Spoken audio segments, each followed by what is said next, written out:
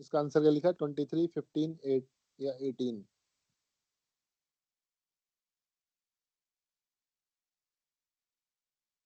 बताओ भी जल्दी जल्दी, इसका आंसर क्या दिया? 23। हाँ जी, बाकी sir 23। Very good, sir 23। Very good, very good, शाबाश। बाकी भी लिखो भाई। 23। Very good, very good, very good, बहुत अच्छे, बहुत अच्छे, very good, very good, very good, कमाल ही कर दिया आपने। सो कौन सा क्वेश्चन था? फिफ्थ, फिफ्थ, हाँ। फिफ्थ में क्या है बच्चे? हमारे पास दिया हुआ है कम्युलेटिव फ्रीक्वेंसी टेबल। सिंपल सी बात है, ग्रेटर देन टाइप है कम्युलेटिव फ्रीक्वेंसी का। मैंने आपको फंडा समझाया था उस दिन। क्या है कि हम फ्रीक्वेंसी को ऐड करते जाएंगे या फिर कम करते जाएंगे, डिपेंडिंग ऑन की ग्रेटर देन है या फिर लेस देन है। अब इन्होंने बोला था find the number of observation between 150 and 200। तो 150 और 200 के बीच में हमको पता करना था ऑब्जर्वेशन कितनी है। तो आंसर 23 जो है वो करेक्ट है। एक्सप्लेनेशन देख लेते हैं। This is greater than cumulative frequency table, which tells us how many observation are greater than a given value. तो ये हमारे को बताता है कि कितनी ऑब्जर्वेशंस हैं जो एक एक फ्रीक्वेंसी से बड़ी हैं।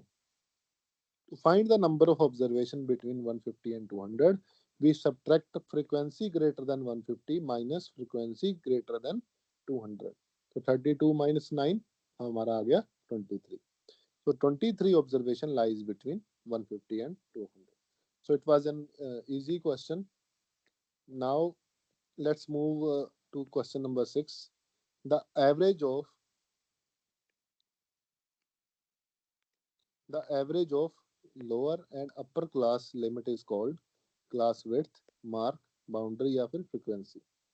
बताइए जल्दी जल्दी। Class sir, class mark. Class mark. Class mark, mark sir class mark. Very good, very good. बाकी भी लिखो भाई जल्दी जल्दी जल्दी। Class marks, okay. Sir class mark. So ये भी इजी क्वेश्चन था। Let's see. The average of the lower and upper class limit is called class mark. कैसे होता है क्लास मार्क? जिनको नहीं किया, जिन्होंने नहीं सॉल्व किया वो देख ले। For a class interval, example 20 to 30, कोई इंटरवल है 20 to 30, ठीक। इंटरवल मैंने आपको समझा दिया क्या होता है class interval. The mid point, mid point का दूसरा नाम क्या है? Class mark. तो इसीलिए मैं इकोनॉमिक्स में भी आपको बोलता हूँ कि आपने जो एक चीज के जो दूसरा नाम होगा वो जरूर याद करना है। कई बार एग्जामिनर जो है आपकी जो थ्योरेटिकल नॉलेज चेक करने के लिए मिड पॉइंट नहीं पूछेगा, आपको बोलेगा क्लास मार्क पता करो जी इसका। अब वहाँ पे जो जिन बच्चों को पता ही नहीं क्लास मार्क्स क्या है, क्लास मार्क क्या है, वो कंफ्यूज हो जाएंगे कि ये तो कोई कोई बाहर से आ गया टॉपिक, ये तो हमने पढ़ा ही नहीं है। तो हमेशा ध्यान देना है कि किसी चीज का जो दूसरा नाम है वो क्या है। सो क्लास मार्क क्या होता है? Lower limit plus upper limit divide by 2। हमारे एग्जांपल में 20 प्लस 30 डिवाइड बाय 2 कितना आ गया बच्चे? 50 डिवाइड बाय 2 इक्वल टू 25। सो इसके अलावा कुछ टॉपिक्स होते हैं वो भी पढ़ लेते हैं। क्लास विड्थ क्या होती है? क्लास विड्थ होती है अपर लिमिट ऑफ क्लास। देखो क्लास, अगर आप क्लास को यहाँ पे मैंने जो 20 और 30 की क्लास बनाई है उसको ध्यान से देखोगे तो यहाँ पे आपको दो चीजें मिलेंगी, एक तो होगी अपर और एक होगी लोअर लिमिट। अपर, अपर मतलब जो बड़ी लिमिट है, लोअर मतलब जो छोटी लिमिट है। अपर माइनस लोअर कर दोगे तो आपके पास आ जाएगी क्लास विड्थ। अपर माइनस लोअर कर दोगे तो क्लास विड्थ आ जाएगी। रिमेंबर, एग्जाम में ये मत कर देना कि लोअर माइनस अपर, लोअर माइनस अपर, तो विड्थ क्या आ जाएगी? तो आपकी -10। ऐसा ही होगा ना, लोअर माइनस अपर कर दोगे तो -10 आ जाएगी। तब ध्यान देना, तब ये ध्यान देना है आपने, क्या किसी चीज की जो जो लंबाई है किसी चीज की जो लंबाई है चौड़ाई है, क्या वो नेगेटिव हो सकती है? अगर वो नेगेटिव नहीं हो सकती तो इसका मतलब हमने फॉर्मूला उल्टा लगा दिया। क्या लगना है? अपर माइनस लोअर। तो इस तरह से दिमाग चलाया करो थोड़ा, ताकि आप क्वेश्चन को दूसरे ढंग से भी देख सको। अगर किसी को पता ही नहीं है कि कौन सा फॉर्मूला याद नहीं है, तो इस ढंग से वो फॉर्मूला सीख सकता है। विड्थ जो है कभी भी नेगेटिव नहीं हो सकती किसी चीज की, वो पॉजिटिव ही होगी। Then we have class boundary. Class boundary का कॉन्सेप्ट क्या कहता है हमारा? Adjusted limit when interval touch. Class boundary क्या कहती है? लिमिट को एडजस्ट कर लो, लिमिट एडजस्ट जब इंटरवल जो है वो टच होते हैं। मतलब क्लास बाउंड्री का मतलब ये हो गया ना, ये हमारे पास ग्राफ हो गया। अब इसमें दो चीजें हैं, एक तो पॉइंट ए है, एक पॉइंट बी है। इसको हम बोल देंगे क्लास की boundaries. Upper limit lower limit भी एक तरह से क्लास बाउंड्री ही होगी ना, उसको हम बोलते हैं class boundaries.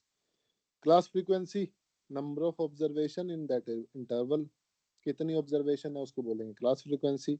Similarly class mark क्या होगा? मिड पॉइंट होगा, यूज्ड इन मीन और मीडियन फॉर्मूलाज। ठीक है जी।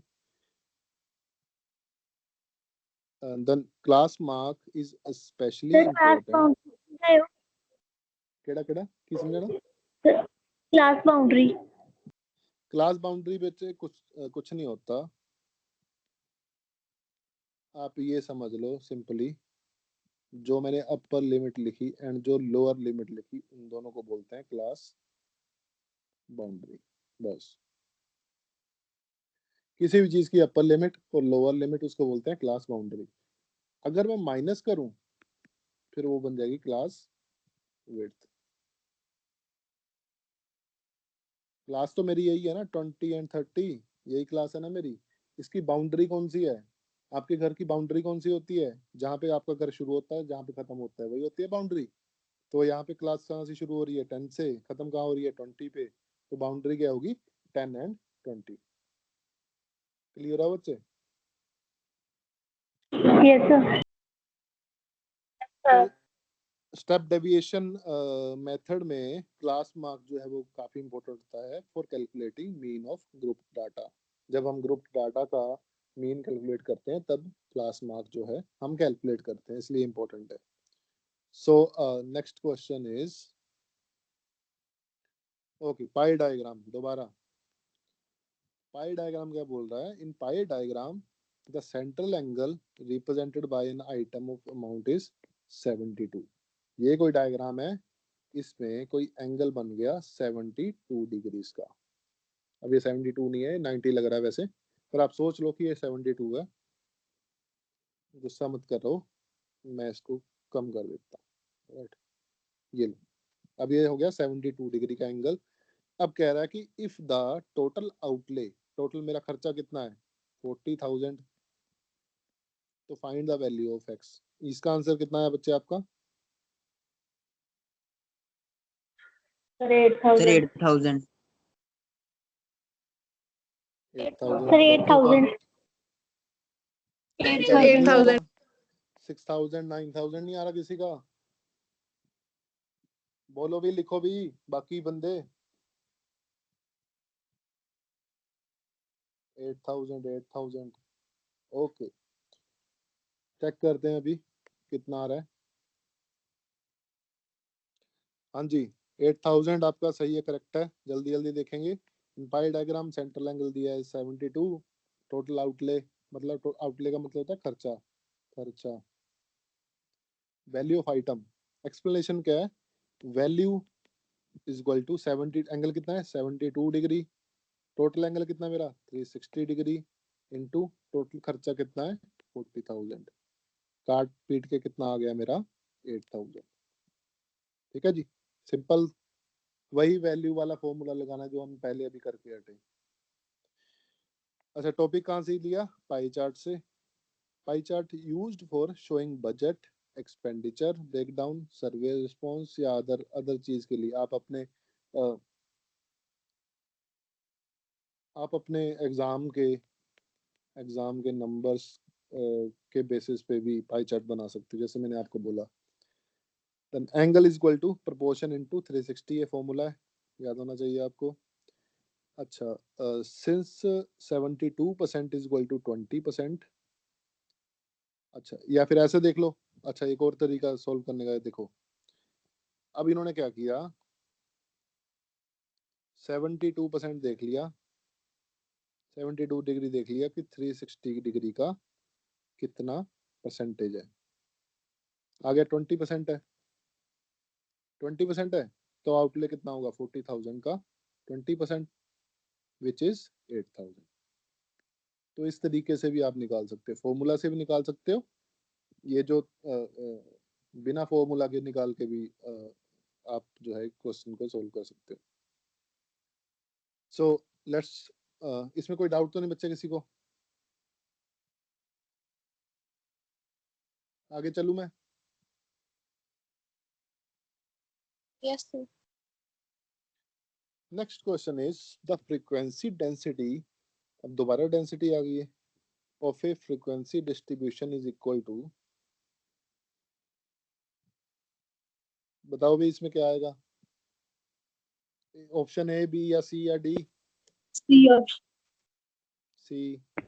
सी ऑप्शन। तो सबको पता होना चाहिए भाई, सी ऑप्शन है। Sir C. वेरी गुड बच्चे।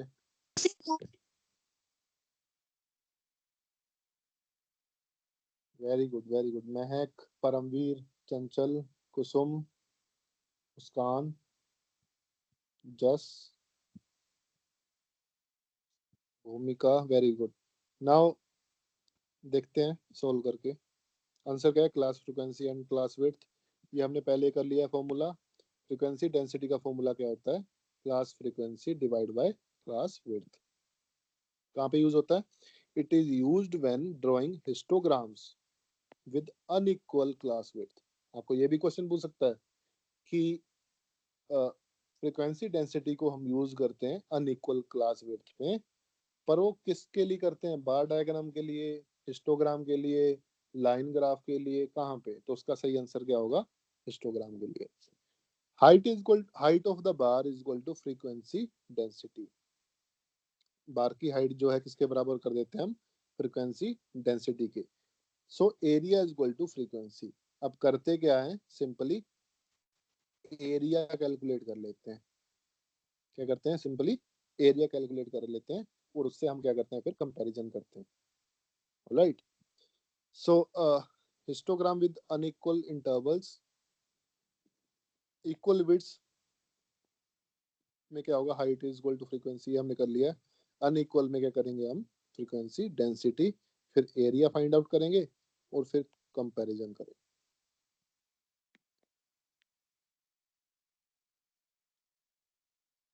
Now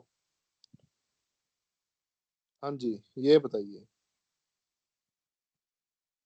this was nice question. The mean of the following frequency distribution is 5, value of N. अब एन कितनी वैल्यू आई आपकी, बताओ? सर 4। 4 आएगी आपकी, सर फोर। 4 गुड। बाकी भाई 4. 6 वाले भी बोलो, फोर। फोर। 6 वाला कोई नहीं है, 4 और वेरी गुड। महक, कुसुम, जस, सबकी 4 आ रही है बच्चे?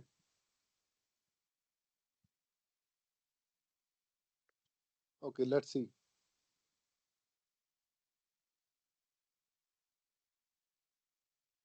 आंसर क्या आया बच्चे, 4। अब कैसे आया 4 आंसर, सभी का करेक्ट है जो बोल रहे हैं, जो लिख रहे हैं। फॉर्मूला हमने यूज किया, x bar is equal to summation of f x divide by summation of f. F क्या है, फ्रीक्वेंसी, ठीक है जी। टोटल फ्रीक्वेंसी जो हमने कैलकुलेट कर ली, टोटल फ्रीक्वेंसी कैसे करेंगे, 3 + n - 1 + 3 + 7 + n, तो ये क्या आ गई हमारे पास, 2n + 12।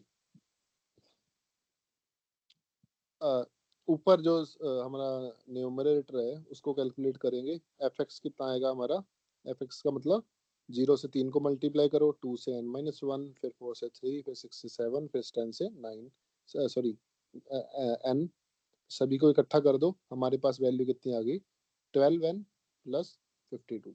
अब सिंपली क्या करना है, पुट करना है फॉर्मूला में।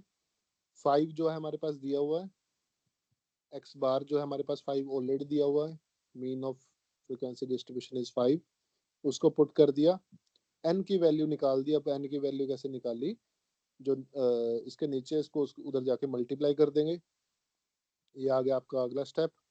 मल्टीप्लाई करके 5 2n प्लस 12, इसको अंदर मल्टीप्लाई कर देंगे, then we have 10n plus 60 is equal to 12n, n वाले एक साइड कर लेंगे, एक साइड करके 2n is equal to 8, n is equal to 4। तो हमारा आंसर आ गया n इज इक्वल टू 4। इसका यहाँ पे इम्पोर्टेंट क्या क्या है, एक तो मीन का फॉर्मूला सर दोबारा समझाइए। सर दोबारा समझाइए। हाँ जी हाँ जी हाँ जी हाँ जी। तो बच्चे इसमें क्या करना है हमको, let me erase it first.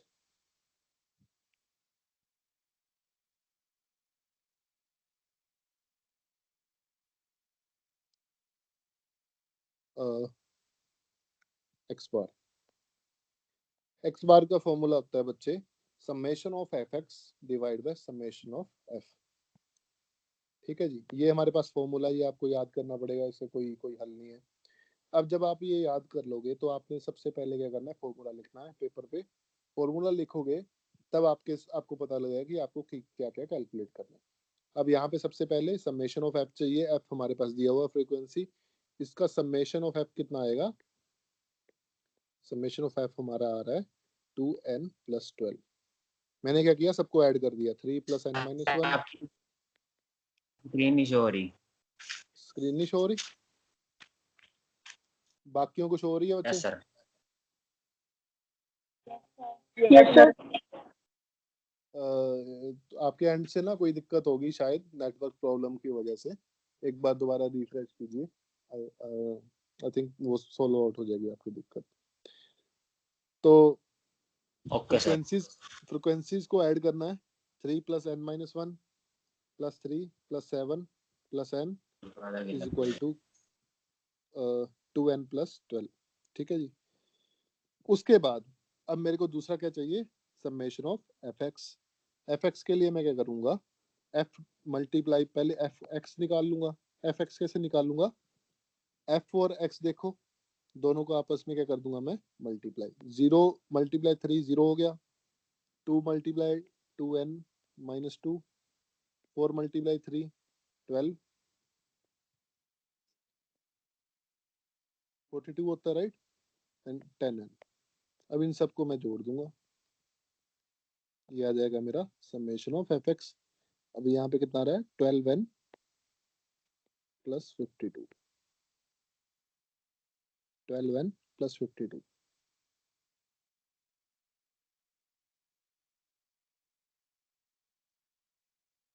उसके बाद क्या करूंगा मैं, एफ एक्स की जगह ये चीज पुट कर दूंगा ऊपर, 12n plus 52 divide by 2n plus 12, ये आ गया मेरा एक्स बार। अब आप अगर क्वेश्चन में देखोगे तो एक्स बार दिया है हमारे को 552 डिवाइड बाय 2n प्लस 12। अब इसको सोल्व आउट करना है, नीचे वाले को मैं मल्टीप्लाई कर दूंगा दूसरी साइड पे, 5 into 2n plus 12 is equal to 12n plus 52। Solve out करूंगा मैं इसको, 10n plus 60 is equal to 12n plus 52। अब n को उधर ले जाऊंगा मैं, चाहे इधर ले जाओ चाहे उधर ले जाओ, दूसरे वाले को इधर ले जाऊंगा, 60 minus 52 equal to 12n minus 10n। 12n minus 10n कितना हो गया मेरा, 2n, इधर क्या आ जाएगा मेरा 8, n is equal to 8/2 is equal to 4। I hope ये आपको समझ में आया होगा। अब कोई डाउट तो नहीं है बच्चे? No sir. Okay, no sir. आगे देखते हैं question number 10th। Question number 10 क्या बोल रहा है? Two groups of 10 and 15 observations have means 10 and 20 respectively. The grouped mean, सीधा